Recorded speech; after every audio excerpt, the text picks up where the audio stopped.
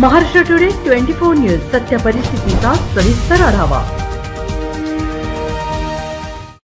मूर्तिजापूर तालुक्यातील माना पोलीस स्टेशनच्या हद्दीत राष्ट्रीय महामार्गावरील कुरुम नजीक नायरा पेट्रोल पंपासमोर जळगाव येथील पती-पत्नी अमरावती येथून काम आटोपून परतीच्या मार्गावर असताना मार्गावरील मधोमध असलेल्या झाडांना पाणी देणारा टँकर उभा असताना कार क्रमांक MH19 BJ 3981 या वाहनाने जबर धडक दिल्याने अपघातात कल्पना परग लिमये वय वर्ष 56 यांना डोक्याला गंभीर दुखापत होऊन डावा पाय मोडल्याने त्यांचा जागीच मृत्यू झाला।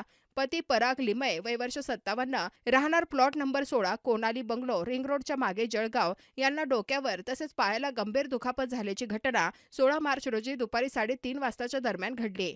जळगाव येथील पराग नागेश लिमये वय वर्ष 57 व त्यांची पत्नी अल्पना लिमये वय वर्ष 56 हे त्यांचे काम आटोपून कारने परत जळगावकडे जात असताना कुरुम नजीक नायरा पेट्रोल पंपासमोर झाडांना पाणी देणारा टँकर उभा असताना त्याला जोरदार धडक दिल्याने अपघात घडला।